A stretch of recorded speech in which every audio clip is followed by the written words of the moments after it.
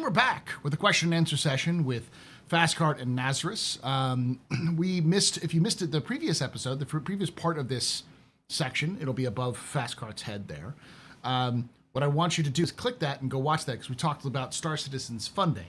And I have this jacket on because... Don't click too hard. Yeah, be careful. You got to rub that link a little bit. Just make sure that Fastcart, I'm gonna take off the smoking jacket because it is also Valentine's Day when we're recording this. But that was the joke at the very beginning. It's too hot now. We'll start off with a question and answer. Paul. You're too hot. I know. Too hot to handle. But we'll start off with these questions and answers. These are questions that are directly from the chat. So we're gonna answer. And Fastcart, you said you had a question you wanted to start with.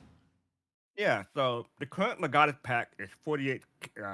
Mm-hmm. How much you think the pack will cost when 1.0 releases? With the battle cruiser, the 27 ships from last year, and about the same number for this year, plus all the ships between this year and 1.0 releases. At 1.0, if we assume that it's going to be releasing in 2027 or 2028, I think CIG will just do something simple and go 57 or 58,000. Because how is that simple? Well, because it's 2957 and 2958, 2558. Okay, I see. Yeah, so because it's already up that in that number and it's above 42,000. So they could also do the funny meme number and just make it 69,000. I don't think they'll do that. They're not quite that jokey, unfortunately. Yeah, they're not quite. Yeah, I don't think they'll do that. Yeah. All right, let's start with the questions. I actually want to start with this one question because I literally just saw it and I want to clarify something. The question is from Timothy Procon4277 on YouTube, who asks, do you really think Squadron 42 will struggle to make $1 million on launch? Or are you just tempering your expectations? Even if the game was $50, that would be 20K copies. I did not mean $1 million. I mean 1 million copies. Like, Helldivers 2 just recently passed 20 million copies. And I want to say, like, Ace Combat, let me look it up real quickly.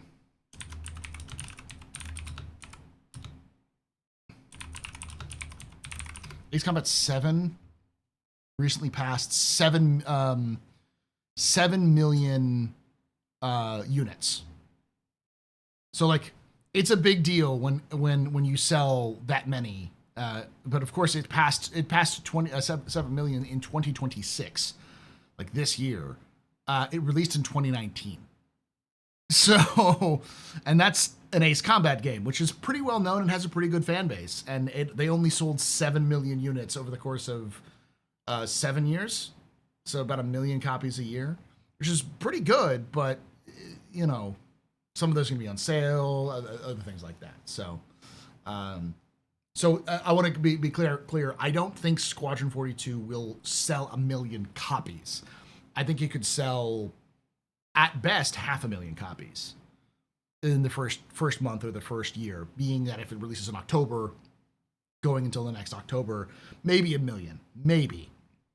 But it's only if it does really well. Copies, yes. And again, selling it at like $50 a piece, that's still like a lot of money. Here's the question.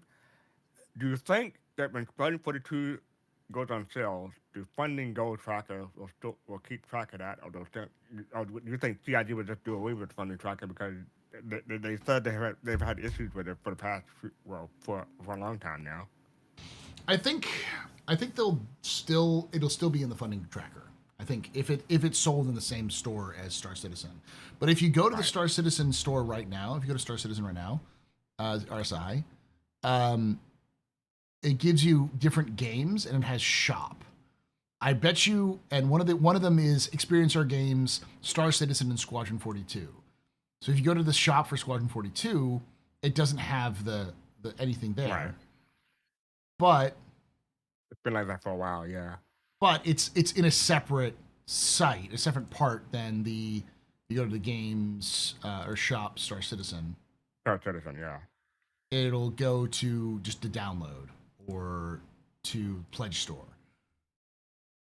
So I wonder if they're going to separate it because they'll separate it from in a different, in a completely different. I mean, to be fair, it would be easier for them to keep track of how many units they sell. Yeah. If they separate it. If they separate it. So I said maybe. I mean, they'll always have that data in the background on their end. Yeah, of course. They can probably, because they have SKU tracking, I'm sure. So they know what sells. Yep. All right, first question. I'm going to start with you on this one, Naz. Because this is specifically asking you, and I have the answer too, because I know where you're getting it. It's from Gin and Tonic, who said, quote, very few people stay with just a starter pack, as a quote from Nazareth. Why are you getting, or where are you getting this data from for this conclusion? Literally everyone you ever talk to. Mostly just word of mouth, mostly like to people I've talked to and everyone I indoctrinate into the game. Like they're like, oh yeah, I got the Mustang or something. Literally a week later they have some, $100+ ship. But also there's a lot of forget where it right. If you can go ahead. I would say you can actually see the number of citizens that are enlisted and then the number of money there is, and you can do the math, and the average cost, like the average citizen per purchase, is somewhere around like $200 now. And it's even skewed worse than that because of how many people do. You broke up there. You cut off at the end. How many people what? Have alt accounts. Yes. Oh, alt accounts. Yeah, I'm gonna say the people who try to do self referrals are quite a big number when it comes to the number of citizens. But I want to push back a little bit because we are in a bubble because we talk to people who like Star Citizen. Yeah. So I would argue that I think the point that Jen and Tonic is trying to make, that very few people stay with starter pack, but I think he's trying to point out that very people you talk to stay with starter pack. I think the predominant number of people who are not trying to get referral numbers up probably stick with the starter pack or just one ship until the game releases, because there's still a lot of people, and I think that's the point he's trying to get across. Yeah, I get that point, but I also think that the numbers bear out that the average. Oh yeah, let me do that real quick. I'll fix that real quick. But the average number of money, the amount of money that is sold or is spent based off the backer, is still higher than the starter pack. So based off of that, more people likely have purchased. Either it's super skewed because some people have dropped millions of dollars into Star Citizen, which could be possible, but it's still not an unbelievable idea that okay, that didn't work. That Star Citizen, gosh, is my camera just dead? Yeah, my camera's just dead. All right, you get frozen Paul for about. I'm gonna deactivate it for now though. So you get no camera for me. This is why I didn't do this last week, because this has been a problem. Well, at least we got to the whole show, the first segment. Yeah. It's all right. I'll just unplug it for now, and maybe it'll work later. I don't think it's an unbelievable assumption that more people have purchased more than just the starter pack. It just the numbers are there. Yes, averages can get skewed, but it's still, the numbers are there that, especially if you see someone playing the game actively, it's highly likely they have more than just a starter pack. I wish CRG would tell us how many people are concierge. Almost 5 million citizens. How many are those are concierge accounts? They won't tell us though. And how many of them are dormant accounts?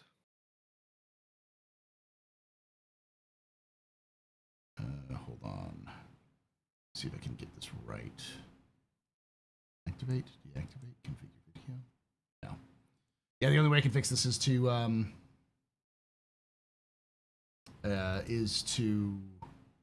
shut down the stream entirely. So I'm not going to do that. Oh wow. Yeah. Oh. Oh no. Whee! Oh hello. Multiple. Inception. There, we do that off for now. The world cannot handle more than one of me, Paul. Don't do that to the world.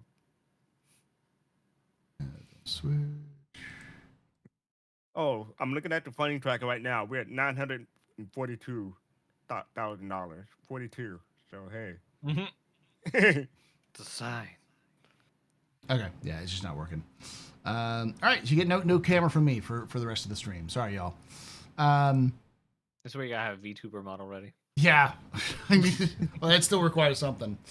All right, so the next question comes from Gin and Tonic, or we did that one. Hallengar asks, can CIG transition to decorations and liveries for player habs?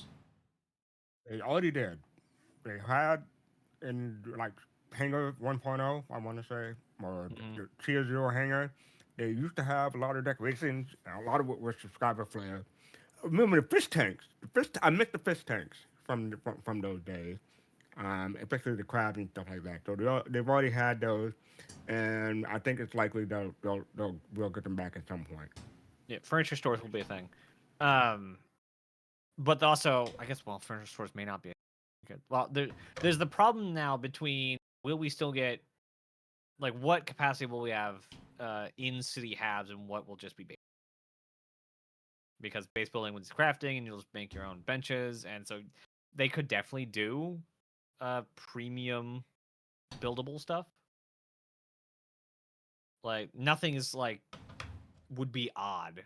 Anything that we can craft for them to just throw that up also on the site for you can buy the blueprint.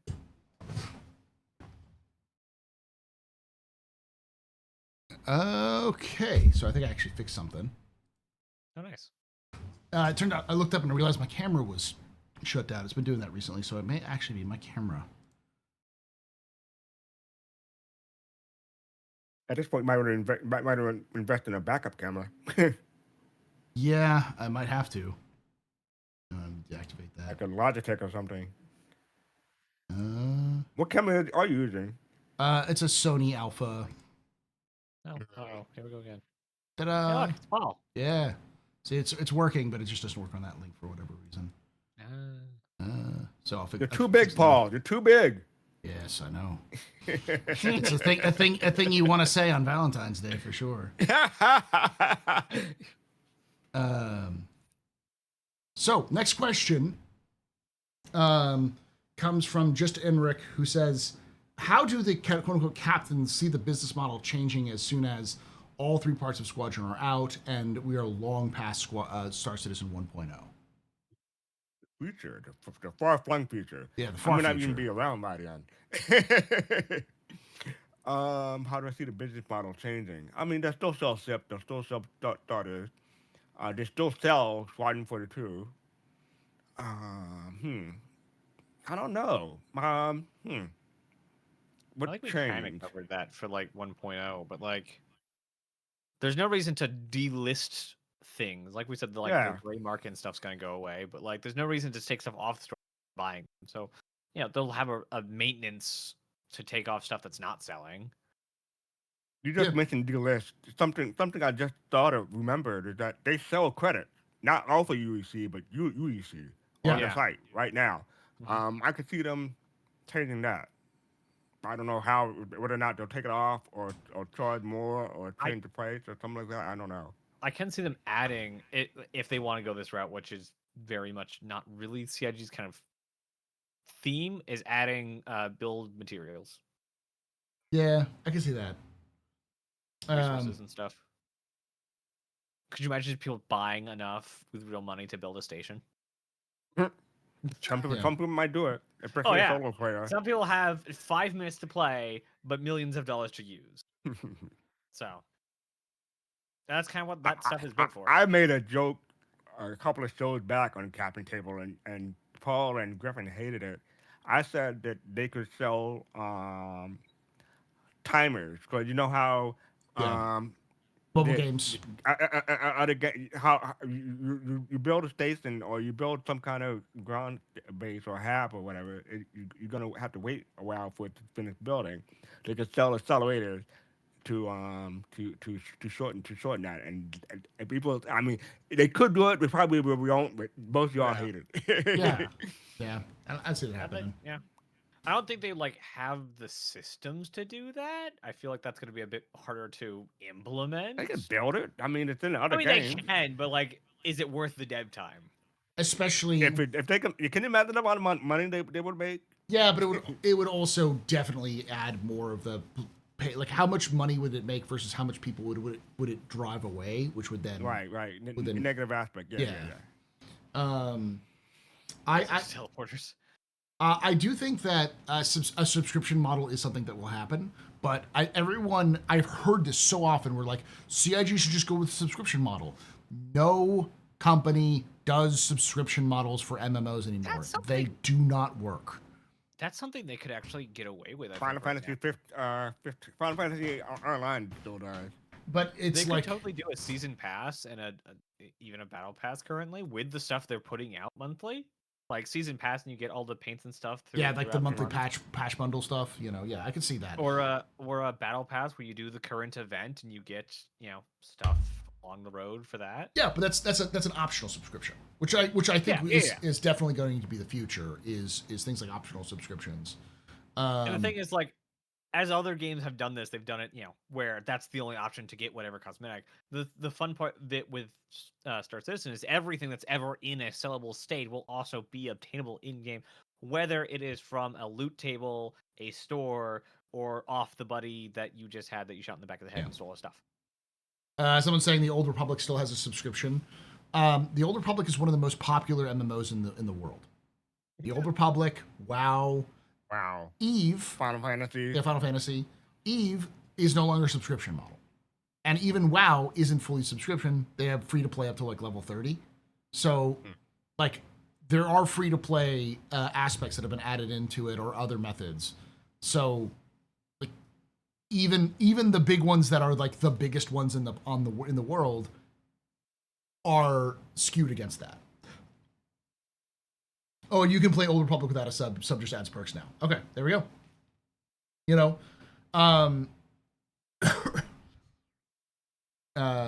Us old gamers love a sub model, pay to play, then paid equals to win. Here's the problem. Only if you play the game frequently does some sub model make sense.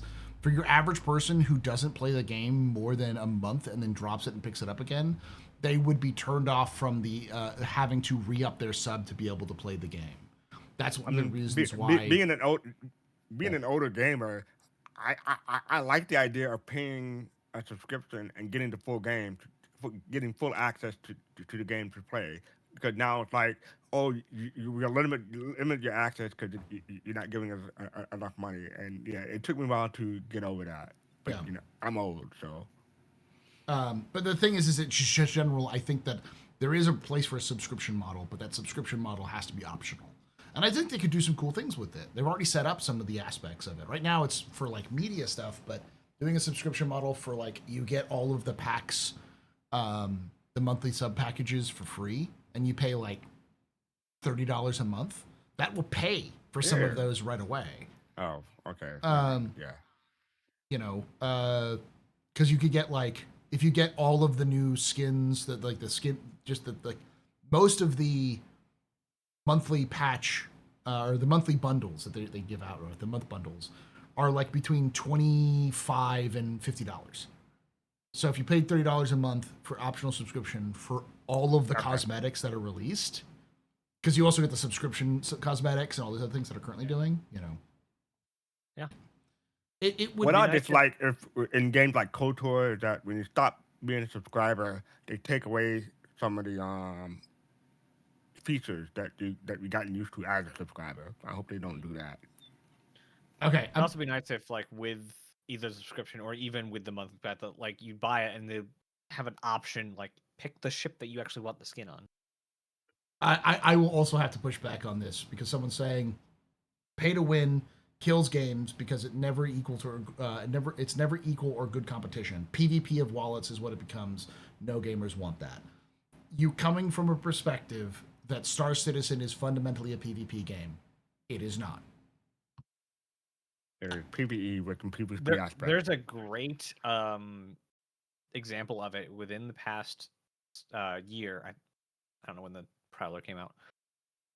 The game is cargo. Yeah. It is a cargo game.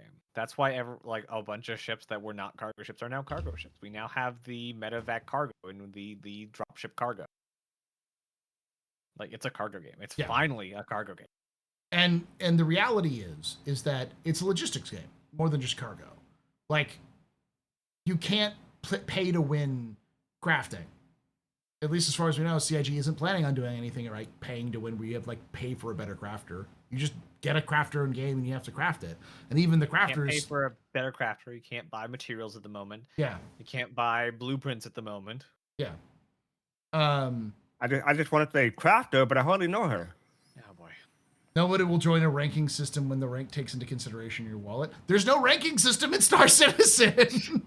Very confused. What are we? The commander.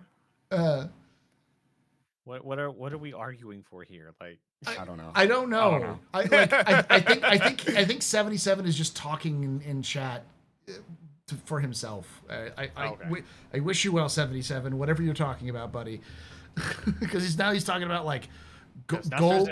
The exact reason why gold sellers in games like this kill the competition, also, and it's like, are you just not listening? Yeah, these sell their own UEC. Yeah, like are we not? Like, we have beggars in game too.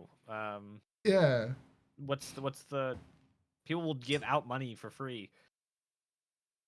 Not only that, but like when we get to like crafting and stuff like that, you can't buy with credits. You won't be able to buy with credits these things. You have to either craft it yourself or purchase it from somebody who already has them. And yeah, so like you'd have to go online, buy the UEC, and then go to a player's built-in base and use that UEC to buy the better tier weapon or the better tier equipment or whatever. Yeah, and that would they would already factor in inflation through that, and so you'd have to pay more money than you would actually have to in the first place. And we don't even know how like return would work. We don't even know if insurance would work that well. And that still doesn't count that if you're bad at the game, buying better equipment won't make you good at the game. You still have to play the game. I can attest to that. Yeah, I mean, all right. Saves you from being shot in the back of the head and and someone just taking it from you. You know. I'm just gonna ignore 77. Have a good time, buddy, in the chat, whatever you're talking about.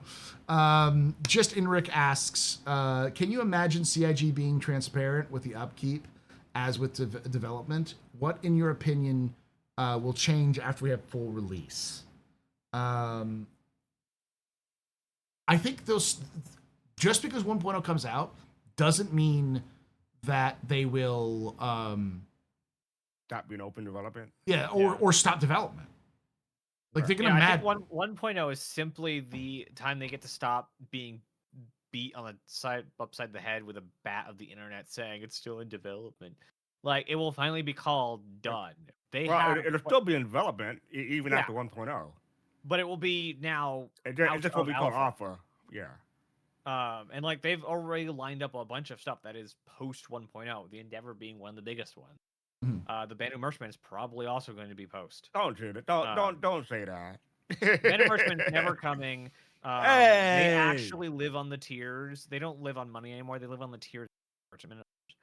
The Ranger. We have the entire storyline with the was it Kathak or past the Xi'an. We have no idea if we're gonna get the Xi'an or Banu actually in the game, like we do the Vanduul. So that's all very much probably post 1.0 stuff. Yeah, I mean, not to mention Bremen, Magnus, plenty of planets. Like these are all planets that like have jump connections to. Yeah, have jump connections to the systems that are in game now, like Bremen, Magnus, Tohill, Virgil. Soul. You know, Soul. That's further down the line. I'm just saying, like, and like Hadrian, those 5 systems all have jump points to the current systems in the game right now, or will release with 1.0.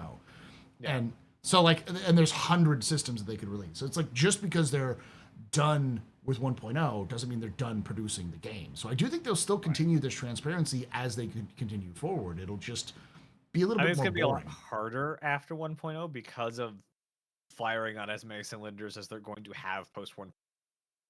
Maybe we're misunderstanding the question because just Eric is asking about CID being transparent. I mean, I'm reading it wrong, but maybe they're asking about will CIG still be as transparent as they are now after 1.0, and I think yes. Yeah. 'Cause they have to be because they still got to do those yearly annual things that they put out with the European Union. So yeah, I don't think their transparency will change after 1.0. Yeah. All right.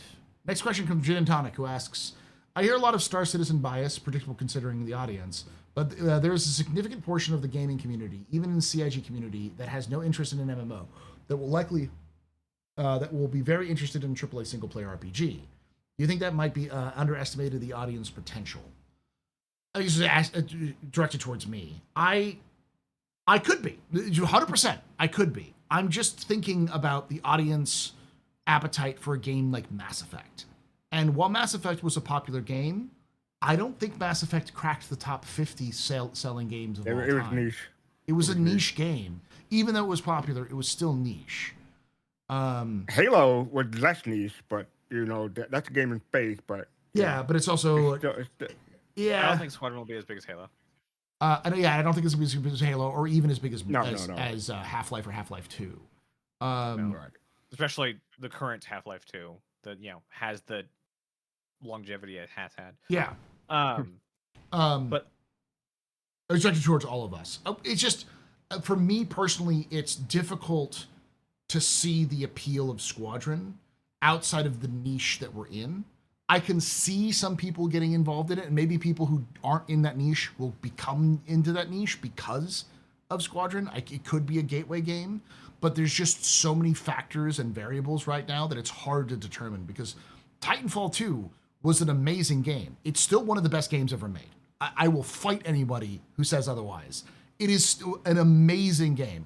Fun fact, it's also made with the Source engine, so it's basically a Half-Life game with mechs. hey, look at that. We've had Half-Life 3 all along. And even they can't get to Titanfall 3. 3 is a cursed number for the Source engine. It's a Source problem, Yeah. not a Valve problem. It's just an engine issue. We figured it out. But I was just figuring out what I was saying. It's one of the best games of all time. However, when it released, it was just undersold completely. And as a result, it went under the radar. And it's got a highly niche and passionate community who like to play it and even play it to this day. But you can get it routinely for like $3 on Steam. Like it is not a system seller. It is not something that's made EA billions of dollars or millions of dollars even. And I fear that Squadron could hit the same problem because it's not just about is the game good. It's is the game good? What's the price? Who's the audience? Where is that audience going? What the kind of money do they have? That kind of thing. So, yeah. One thing I forgot, or maybe we all forgot, but I'm just trying to speak for myself here. VR.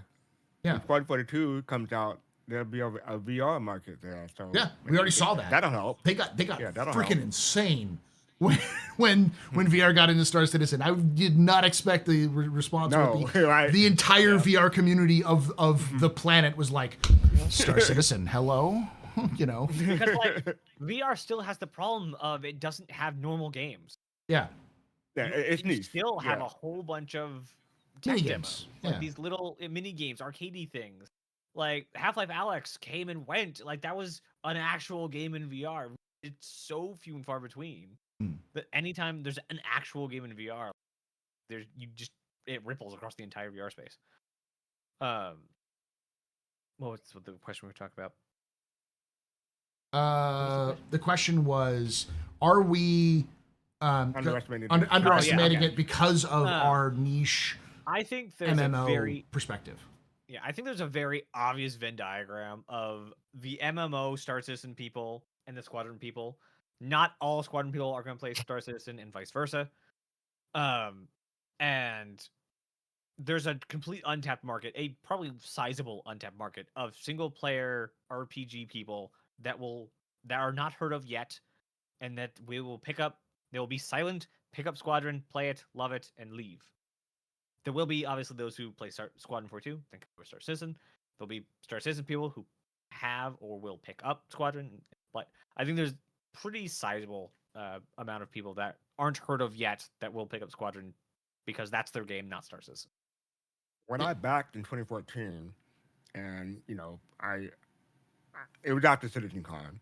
When I backed for equal parts Star Citizen and Squadron 42. I wanted. I was looking forward to both games. Now, mm, maybe more Squadron 42 than Star Citizen, but it's more like 60-40 rather than 50-50. I'm speaking for myself here. So I don't know what it's like for most people who are waiting for Squadron 42 versus Star Citizen. So yeah, I admit I am in a bubble, but I try to be mindful of that bubble. Yeah, I play more games than MMOs. Like MMOs is actually probably the minority of the games I play. I Star play. Citizen is my only MMO. I mostly play if I'm playing online games. It's like co-op, 4-player, 2 to 4 player experiences. But most of the time, like the biggest, if I pulled up my Steam right now, the most hours I have is in RimWorld. Has that? nothing to do with anything that kind of games that I play. RimWorld is a colony storytelling game. It's Okay. it's It's a single player. it's single player, yeah, but you control like little Yeah. little Okay. pawns and they build a you tell Well, them you to build. suggest things to them, whether Yeah. they want to do them or not. Yeah, it depends on a lot of things. Um, Go build this thing. I'm tired though. yeah, or I'm gonna go do massive amounts of drugs and get addicted and then try to kill everybody in the colony. That's yeah. By far, my current top hour thing is 6,000 hours in Space Engineers. Yeah, well, yeah. And I don't play like survival either. I play creative. So like Star Citizen is even very far away from my normal Experience. Even though I've been a backer all these years, my game time in Star Citizen had not dwindled, but it had lowered because I don't want to burn myself out before the game actually launches. So I haven't been spending as much time in Star Citizen. That said, I think I spent my most amount of time playing Final Fantasy 11. That's the first online Final Fantasy. I had days amount of playtime in that game, and after that probably the SWTOR MMO.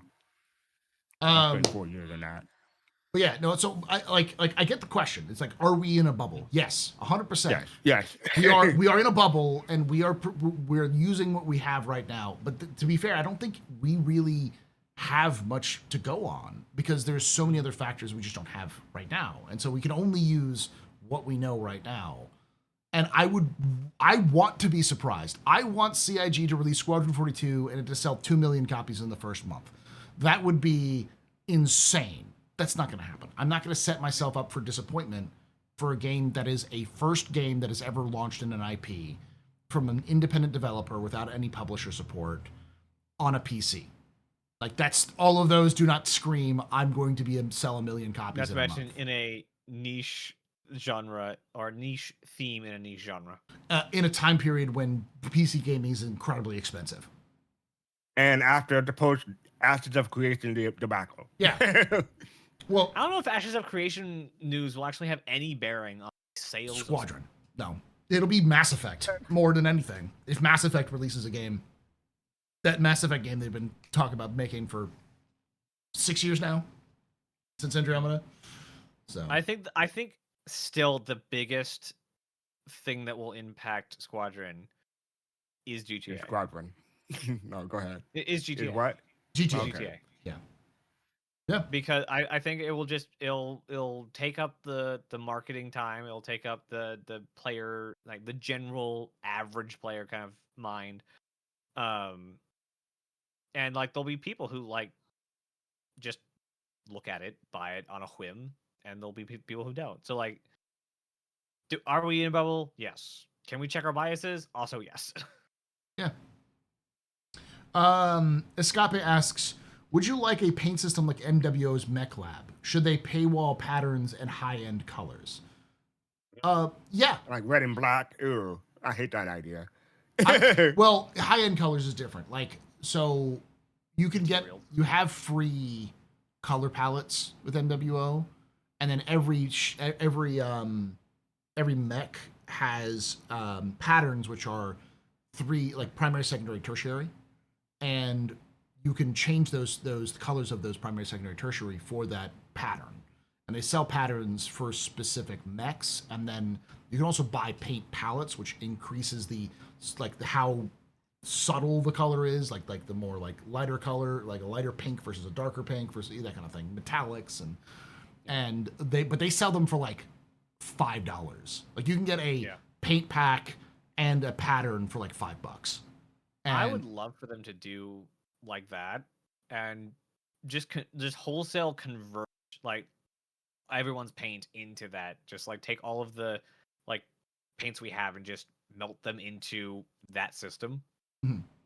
Like that'd be absolutely fine for me. But I'd love to see that, but I think CIG is resistant to it. The only thing I would love to see with that actually working is crafting, and I have a feeling that's where they're going for.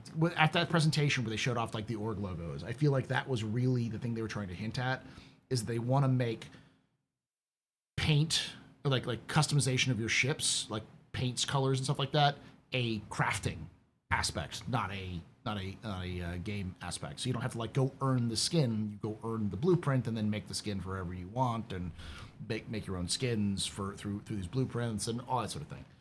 I only have the problem, and this is a very, very, very. What is pigment? I've played so many crafting games where pigment is just the bane of my existence, and I have to go find this one flower that only spawns in this one biome. It's nowhere near you. I believe that there's no way they're gonna do that. They're just gonna do like it's gonna be like rock or whatever. It's gonna be some ridiculously common resource that you can use for it. There's no way they do it as a rare resource. So it's gonna be a resource that is pigment, not this is blue pigment, this is red pigment. Or you make pigment using, rock, or maybe there is a rare skin that requires this specific tier 3 pigment, which requires this whatever. But like, aluminum powder or something like that.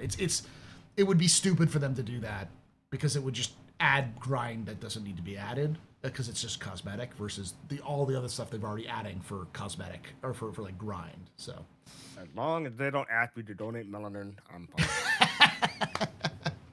Back a few months.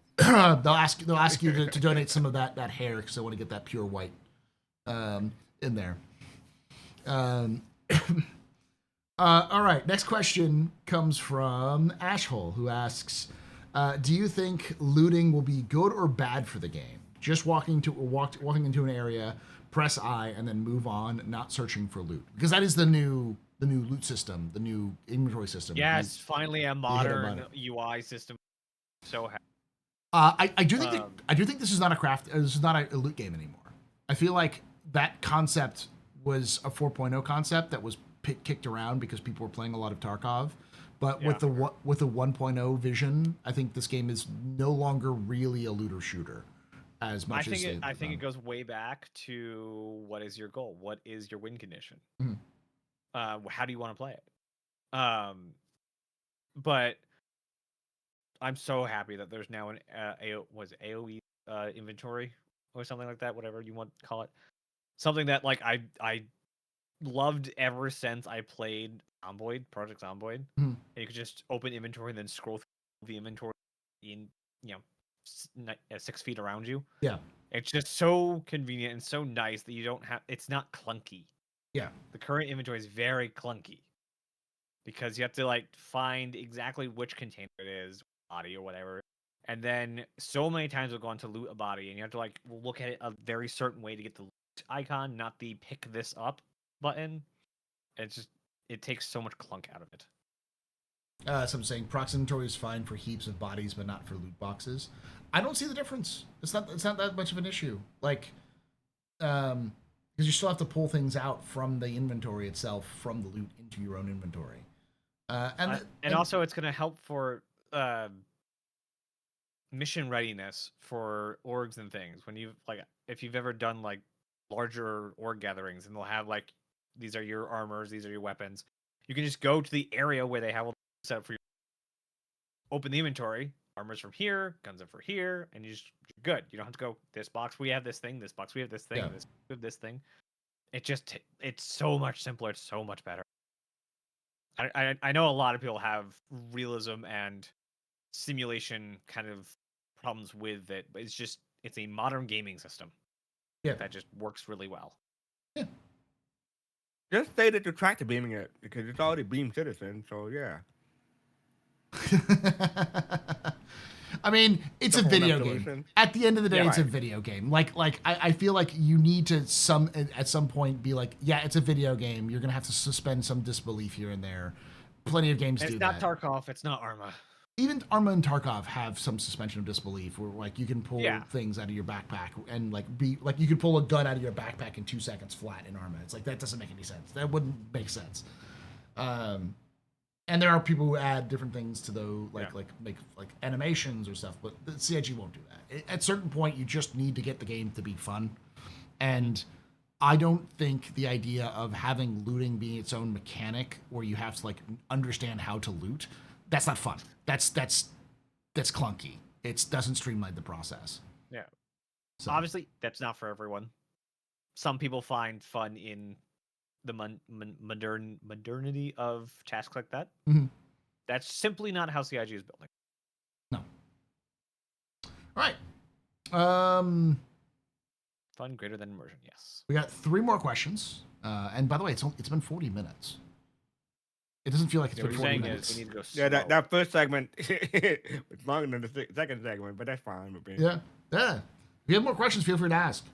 Alpha Negus asks, do you think we will get the Ranger before Squadron 42 is released? No. No. We have That's a quick one. hopefully less than 12 months for Squadron. The Ranger's waiting on tech that they never want to do for some reason, because they need 2-wheel vehicle tech. The entire I vehicle mean, system. why needs to go introduce the Ranger? I mean, it's so good though. I cannot wait to drive. I want the Ranger because I have the Ranger 3-pack, and I want my Akira moment with Sliding. the Ranger. So Yeah. I'm looking forward to it, but Yes, it better mean- have a drift. Yeah. You need Well, to be able to drift the back that- wheel. I've talked with a couple of people who've worked in video games, and according to them and according to their inner circles, people who make video games hate developing motorcycles. Motorcycles and motorcycle physics in games is nightmarish in terms of makes sense. how it works. I'm guessing it's because like you have to deal with like lean and movement and how things move. It's not as simple as a car. and you have to make it look good. It's to make it look it's hard to make good. it It look can't good. just, do you do it so it always stands up, or does it fall over? And then the animation of Horse mechanics. Yeah. Rangers. I mean, but the thing about the Tumble Ranger is that the wheels are so wide. I don't think you really need a kickstand. Yeah, it can stand up straight. I mean, we had gyroscopes. It's space. Yeah, It could just exist. but it's also the movement and the fluidity, and they do it. And physics and physics. Yeah. Because Star Citizen and physics do not get along. So they need oh god, do they need an overhaul for physics? Oh Jesus. I think they've mentioned it a couple of times. The worst part is that it's like, do you know who created the physics engine for Star Citizen? Was No. it Chris Roberts? It was Chris Roberts. Gosh, yeah. No. It's like, Chris. Yep. I mean, I think he did it for like the early versions of it. It's Yeah. like, it definitely needs an overhaul. I remember when like he showed up in like an ISC or around the verse or month report where like he was manually coding additions to the physics the cargo physics grids. Yeah. Just like, oh, we still are on that system. Yeah. Yep.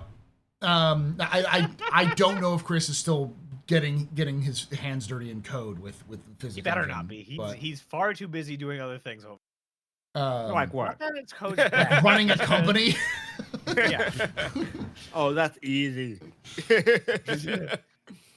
Like I'm sure like most of his time is meeting. Oh. I'm sure he's also got Anyway, like other things like that. But yeah, go ahead. But to answer the question, no, we're not going to need the Ranger before Squadron 42. Someone else asked, will we get it before 1.0? And I do think we will. I think we'll get it before 1.0. Before 1.0? I think anything in the backlog that is not large. Well, actually, what do we? Well, I mean, the BNM's not. the Ranger is small, but the smallest we should have gotten it by now. It's just the physics that are holding it back. But yeah, I don't think that's a fair statement because large or small it depends on the feature that it needs to run in order to work. The system that is required to be in for the Ranger to be developed is the new ground physics stuff that they've been off and on developing over the last 5 years. Because they talk about how they're not happy with how the vehicles feel and how they work on the ground. Like the suspension isn't right. The way that they move in lower G and higher G environments just doesn't feel right.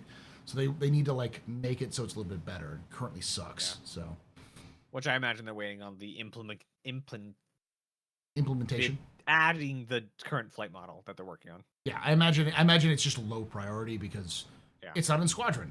Like I doubt we're going to have a Warthog run in Squadron. So no, we have a boat run. Yes. Yeah, that's true.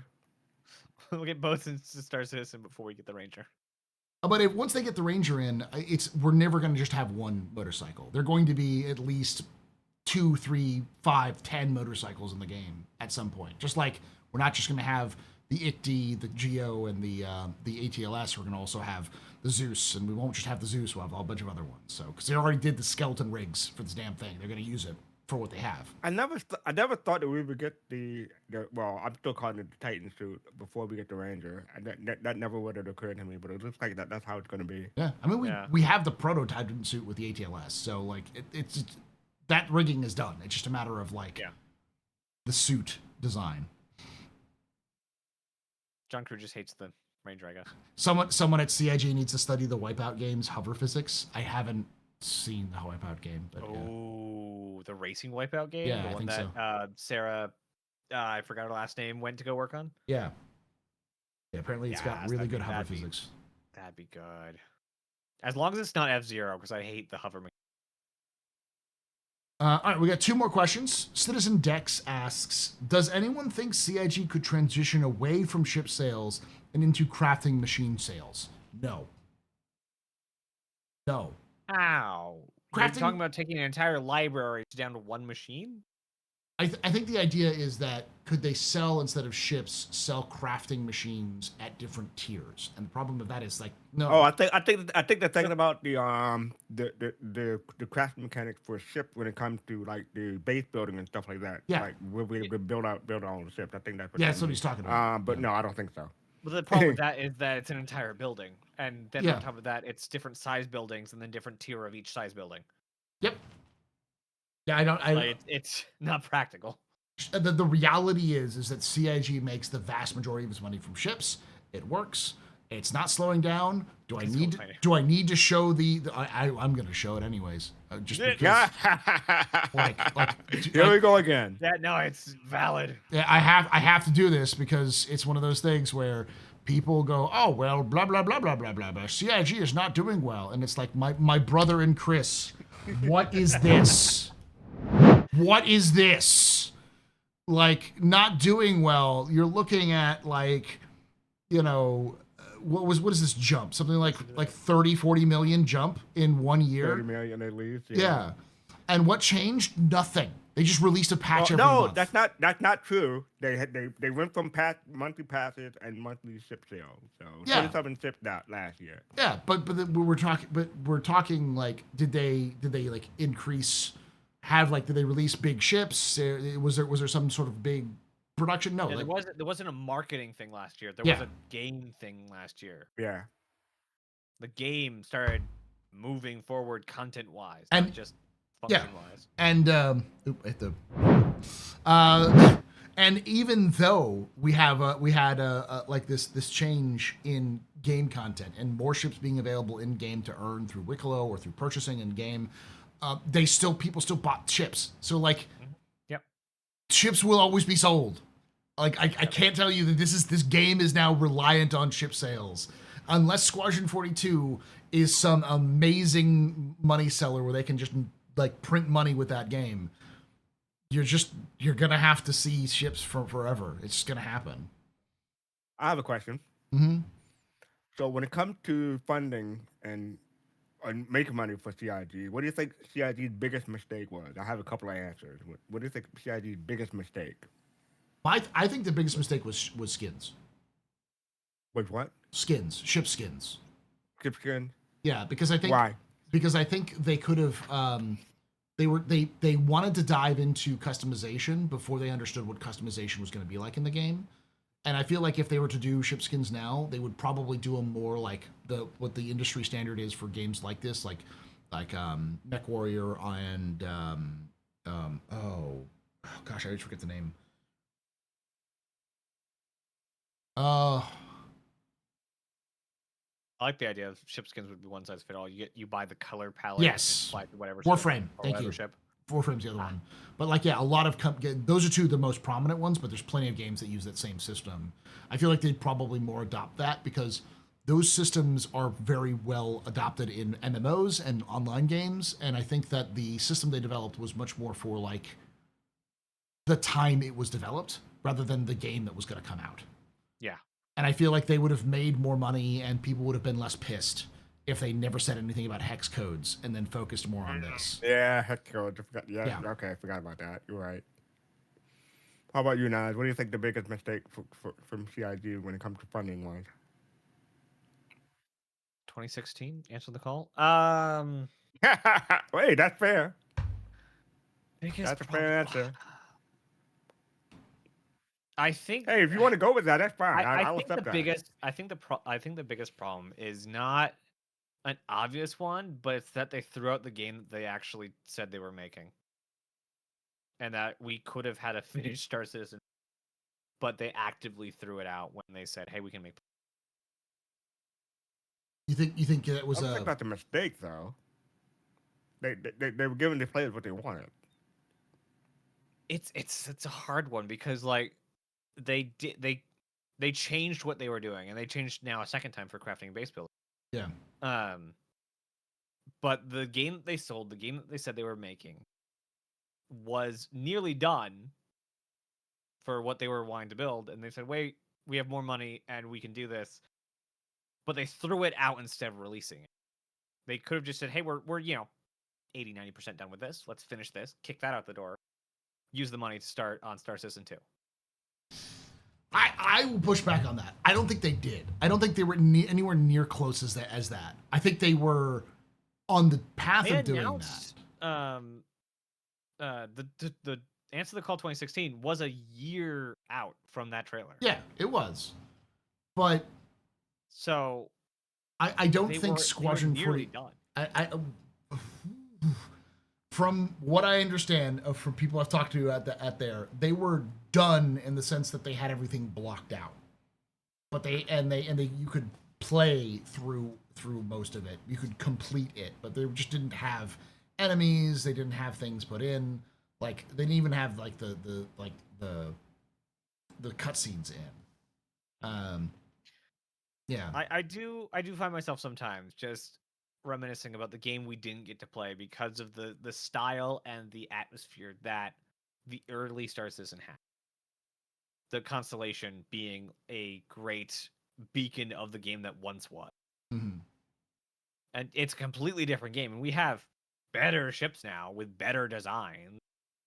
I do think I can agree that I feel like if CIG was to make the game they originally pitched, the game would have come out in like 2017, and I think it would have been a good game, and I think they would have been able to then push that into franchise where like Squadron 42 Part 2 would have been better than Squadron 42 Part 1, and Star Citizen could either have evolved into the start of the game it's going to be now, but we would have already had 5 systems, like the Elite Dangerous approach, where like they could have just really kicked it out, got people playing it, and then updated it to get to where they needed it to go. Because like there's nothing that says they couldn't. I'm not saying that's a better option. I'm just saying that is, I think, one of the biggest. It kind of sounded like you were saying it's a better option. No, I'm not. Like building and crafting are my go-to things for most games. That is what I do in most games. Minecraft and Space Engineers are what I play most of the time. So being that Star Citizen is turning into a building is just the best thing that could have happened. Oh yeah. But like I said, sometimes I find myself reminiscing about the game we didn't get because of what was there. It was a vibe. It was a very specific feeling of that early sci-fi that they had that we've now refined and cleaned, that we don't have that rough kind of 90s sci-fi anymore. What is it? Fastcard, what's your answer? So my answers are, people might forget about this. charging $20 for CitizenCon to view it online. Oh Oh god. no! That was see, that was the first time the entire community basically at once said no. Hell no. No. Like the most ardent defenders were like, "Are you insane?" And like even the like so it wasn't just like the naysayers who typically just say bad things about Star Citizen no matter what. But like everyone was like, "No." And I remember the defense. I remember Chris's defense. Chris is like, "Well, BlizzCon does that." BlizzCon does it. And everyone was like, That's "You're Blizzcon, not but Blizzard. BlizzCon. You're not Blizzard. You haven't released a game yet. Oh yeah. That's Release a game and then we'll talk about it. But you haven't released WoW yet or Overwatch. I mean, at that time it was big, but like or Diablo. Like you have not done that, Chris. StarCraft. Do not use your like this delusions of grandeur that you have, my dude. Come on. They're not a horrible company that does horrible things in their office.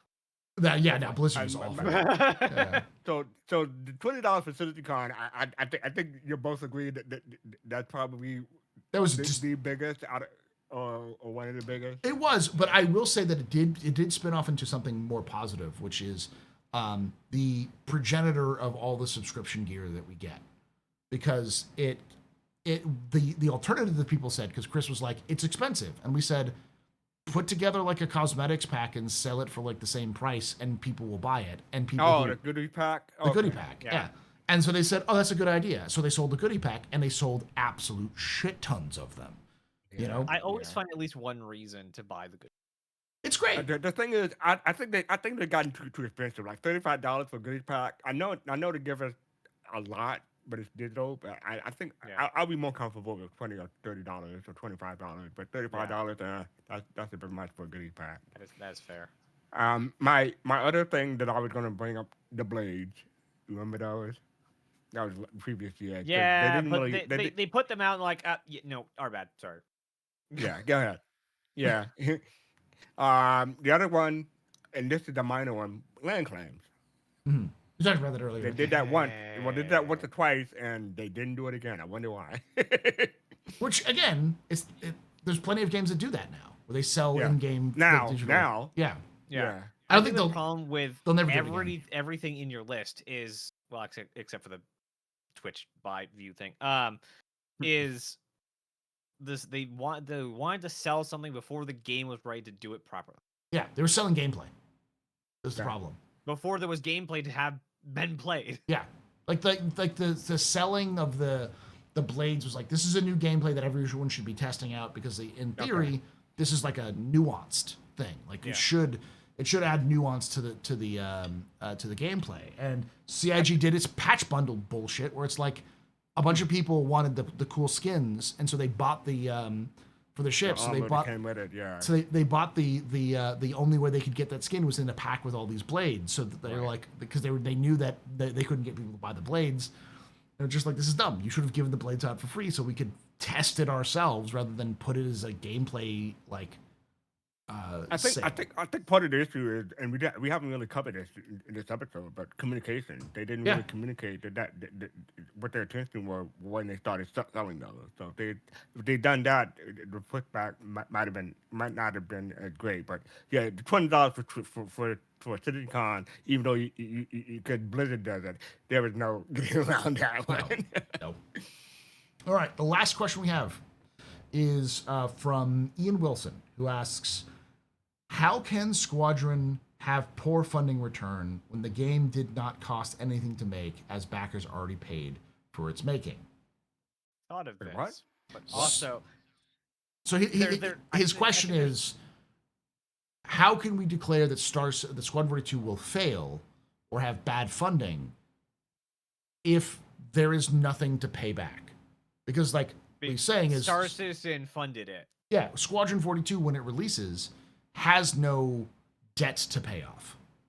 Okay, I got it now. Because like if when Respawn created Titanfall 2, EA gave them whatever amount of money, $60 million or whatever, to make the game, and that Respawn used that to pay for its staff, for the upkeep, and in exchange, EA expected the game to make back its money plus extra so that they could continue to make it. I think it's Yeah, not I was a gonna say- money deficit, but it's a time deficit. Like the amount of time the devs spent building Squadron. Yeah. That's what they have to pay back. That's what the game has to Now, pay for. I'm not saying you're wrong, but I would. My answer would be the investors. They got to pay the investors. Well, yeah. back. That is true. That is a good. That is what I was going to bring up is that there are two different investors, or a father and son team invested. The holders. Colders, and there's another one that I can't remember the name of, but I can't remember them either. they're- but I know they you're were the talking about. ones. That was the one who was a close friend with Chris and Sandy, and they introduced the Colders to Chris and Nice. Sandy. So it's like it's three. It's basically like Yeah. effectively They have, neighbors. they have three things to pay for: Hmm. the dev time that they've used, the investors that they have to pay back, and the next game. Yes. And Dane just mentioned the developer that they still have to pay in order to continue making the game. Yeah. Yeah. And to update the game, because like Squad 42 isn't going to come out and be done. Like it's going to be Right. updated. They might. There will add be a day DLC. one The patch. other episodes, Yeah.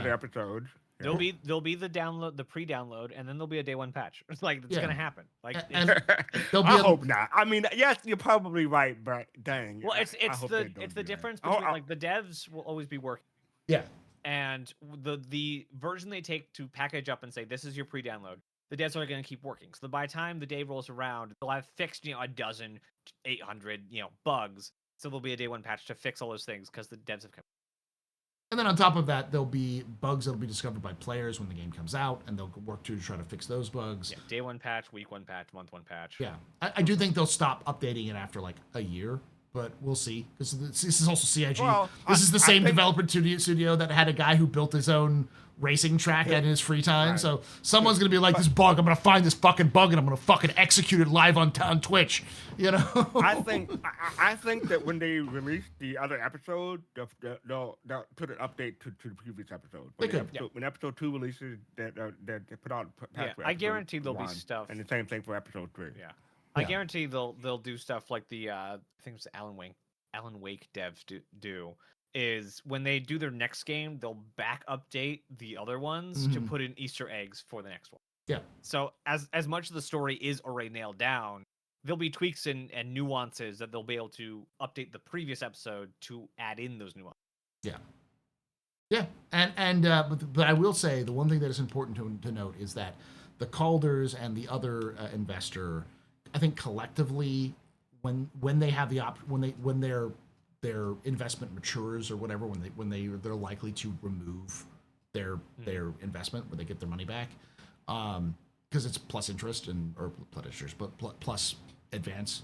I don't know the proper term for it. Yeah, right. Return on investment. Return. It's going to be higher than just what they put in, and it's going to be somewhere around 150 to 200 million dollars. And so And the thing is, like that. Squadron needs to make that much money. Is the answer? Yeah, the prisoner reminded me that the Colders put in 47 million, then 17 million. That was just for advertisement of Squadron 42. If I'm not As mistaken. far as we So they haven't understand, even yeah. started that. They Yeah. haven't even started that. So they haven't. I mean, I'm not saying they haven't touched it, but yeah. So like they will have to pay them back at some point, and they may renegotiate. We don't know, but they have to assume that those investors need to get paid back. So there is some upfront costs. The advantage, though, is that I believe that whole thing won't happen until 2027 or 2028. So I guarantee you, the reason why we're getting Squadron 40, we got Squadron 42 announced for 2026 was because Deadline. deadline. They needed to get it out by then in order so they can Thank even you have a so much, chance to investors, pay for it. actually being positive influence on Star Citizen or Yeah. actually gave us a deadline so that the devs had to make it. It's important that these investors have like doubled and tripled down their investments. Whenever they get the chance to either to like pull out, they're like, Yeah. no, more. I mean, you know? and that's saying something because I mean, they probably have seen stuff that we haven't seen because they're investors and Yeah. our backers. So It's they're- hilarious So that- something that they're seeing. Maybe it's an epic game and story is kick ass that you say, oh, this will sell really well. Yeah. It's hilarious that it seems like they've turned the investors into backers like the rest of us. My theory, Well, my well- theory is they are backers. My theory Yeah, is I that wouldn't Yeah. doubt. they're, doubt. they're backers, and they just so happen to be friends with a person who's friends with the Robertses, and so they were like, oh, yeah, They like invested, but then they're spending their entire ROI on ships. yeah, yeah. But I wouldn't be surprised if they were already invested in some way, shape, or form, and then came in, because I can't tell you how many backers I know who would be like, if I've asked if you had the option to invest money into Star Citizen, would you invest in CIG? They'd be like, yes, heartbeat, like Yep. no doubt, like even if they didn't want to make money because they just wanted to see the game complete. That's why most people buy for ships, especially the old heads. So I would have, but I would have expected, and still kind of expect them to, but this might be more of an end of life, more of a senior CIG kind of thing, is to start teaching the rest of the industry their tools, how they've managed to make Star Engine what. yeah, there's a lot of things in Star Engine which the only other games companies that were doing anything like it was Ashes of Creation and Dual Universe, and both those games are dead. So, like, as you said, it's an R and Funny D. how that works. Yeah, the but not just the server meshing tech, but also like the physics stuff, the character physics stuff that came from White Paper. Their in-house GI lighting was from a White Paper. How they're building out their procedural encounter system with Starkitect and Genesis and all that. Their background simulation that they want. Hold up, Elliot. You don't get a chance to come in here and talk about how the other company did with Nemesis System. And so just casually talking about that, but yeah, god damn it, I want the Nemesis System out of jail. But hi, Elliot. Sorry, continue. Oh man, that was the darkest day for the game industry. I think it's technically up in a couple of years. Yes, it is. And in a couple of years, it is up. But I think it's next year. And I think the company was, because of the sale to Netflix, we may actually see it go up for sale again. Yeah. So. Yeah, it's soon. No clue what you're all talking about. So the Nemesis system. The Nemesis system is important to understand. I missed that joke too. Never mind. 2036. Fastcart did a White Papers joke. I didn't hear it. What? I guess so No, distracted. I don't think so. Oh, okay. No, not intentionally. Is that a LOTOR reference, the Nemesis system? Yes. So the Nemesis system comes from Shadows of Mordor, which was a excellent game. Get it if you get a chance to. Where the idea is that if you defeat certain enemies, or if they defeat you, they'll remember.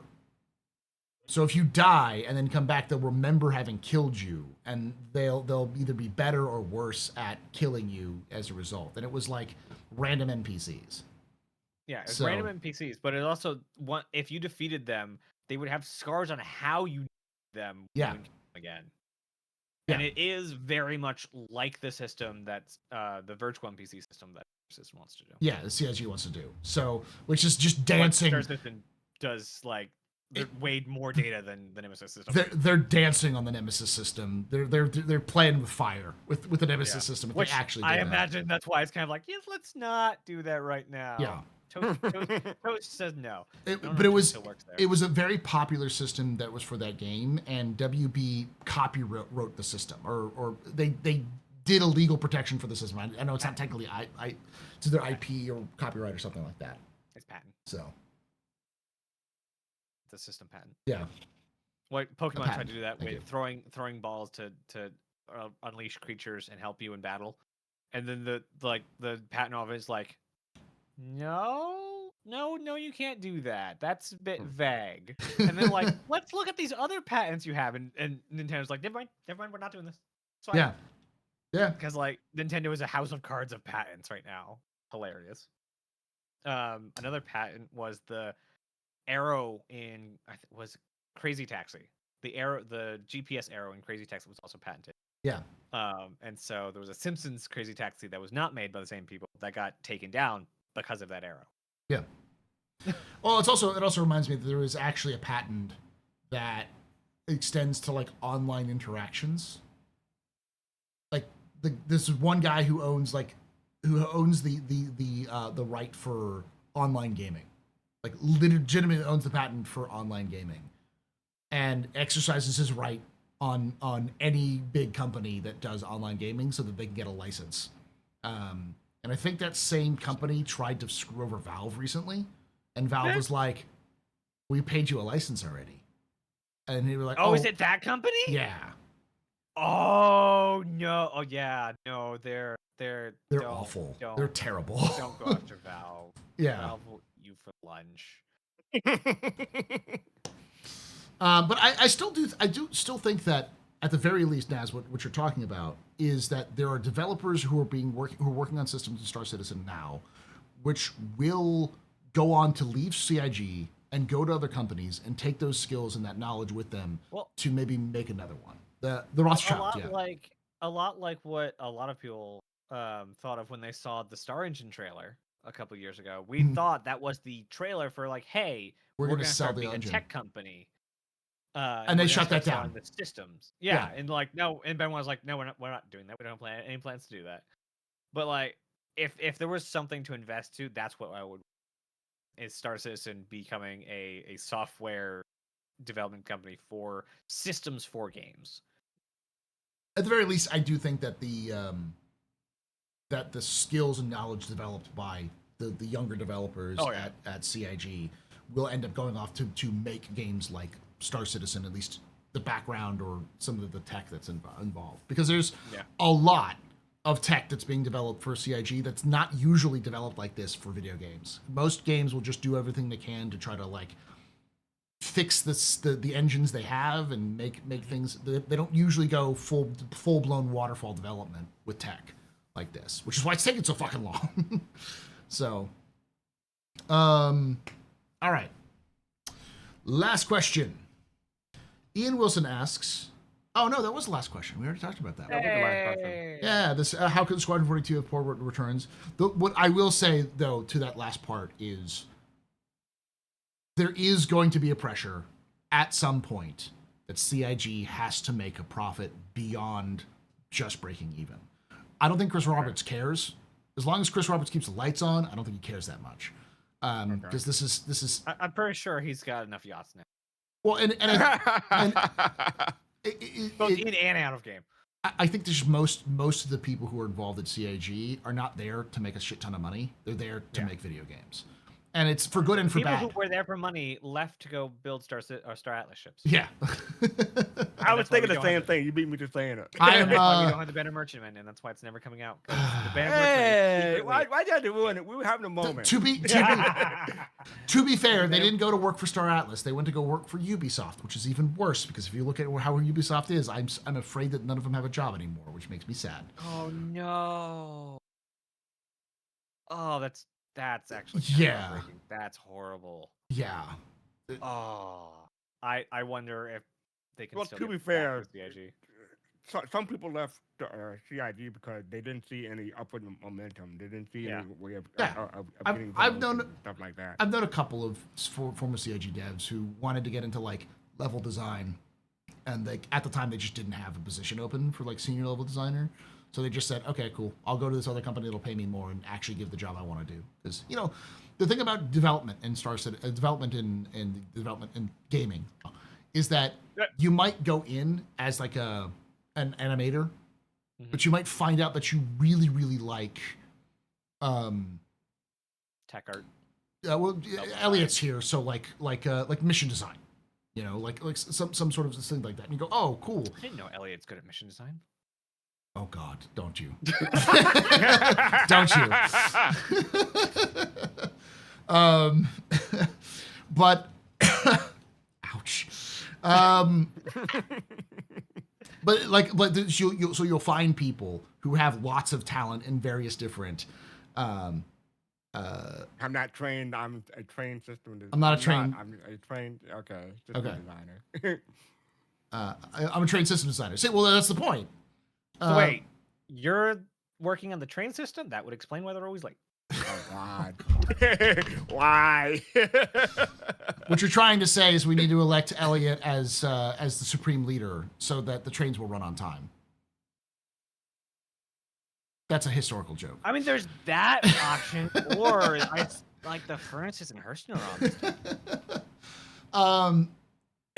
But my point is that not everyone is trained in the position that they want to go into, and so that's why you end up with, people who go in for being producers end up becoming, animators or system coders, that kind of stuff. Yeah. Okay. I'm there's going to be enough supreme leader. There's going to be enough supreme leader of Elliot. Mark my words, Astro. Okay. Listen, as long as you. Thinking of Taco Bell. All I can say here is, I am going to break your mission, your baby, which is the Siege of Orison, by fist fighting my way through it. All right, I'm gonna fist fight my way through Siege of Orison, come hell or high water. I just hope it's hard enough this next time around. Oh, I expect it to be. I expect it to be face punchingly hard when it comes out. I hope so, because it's gonna be a limited number of people, and those AIs have got a lot better. Yeah, and it's gonna be instance, which is gonna be great. Yes, like, it's going to be a tailored experience the entire way through. Yes, I'm very much looking forward to it. All right. With that, thank you so much for hanging out with us. Thank you for watching. If you did enjoy this, make sure you check out Fastcart on Soul Citizens, Naz on the Pathfinders podcast, as well as Nazarus on YouTube and Nazarus YT on Twitch. And if you didn't, go ahead. Before you end, Paul, I just want to say thank you for having me on, and thank you for having me on during Black History Month. I appreciate it, and not forgetting this time. I appreciate that, and thank you for having me on for Valentine's Day. Yes. It's been a great. No, I'm not gonna say that. It's been a great time. Say that. Listen, I thought about it, and I said, "No, we're still on. We're still on. We have TOS, so okay." I had to have good. the incomparable sexiness of Black Jurassic onto on the Captain's Table for February 14th. It just so happens to also be Black History Month. So, I just want to invite Naz and you to my bang thing. Well, it's not a bang thing anymore because they killed it. But they done away with it. They murdered my baby. Why did you have to bring up the bang thing? Oh. So I'm going to invite you all to my 315p, and I call that the bang P instead of the bang thing. Oh, there's one problem with that though, Fastcart. Right. It's the little P. With that, thank you for watching. I'm not wrong. It's a lowercase p. Hey, that was a great way to end. I'm not going to argue. That was a great ending. Keep going. Thank you for watching. If you want to join us live, if you're watching this after the fact, twitch.tv/theastropub, youtube.com/@the-Captain's-Table-Podcast. We do this at 4 p.m. Eastern, 1 p.m. Pacific. We'd love to have you join live and ask your own questions here. Thank you for watching, and like I say every time, hope to see you someday in the black. I'll be good. Really? No comment from Fastcart? I'll be good. You ended with such a great line with the little P. I couldn't top that.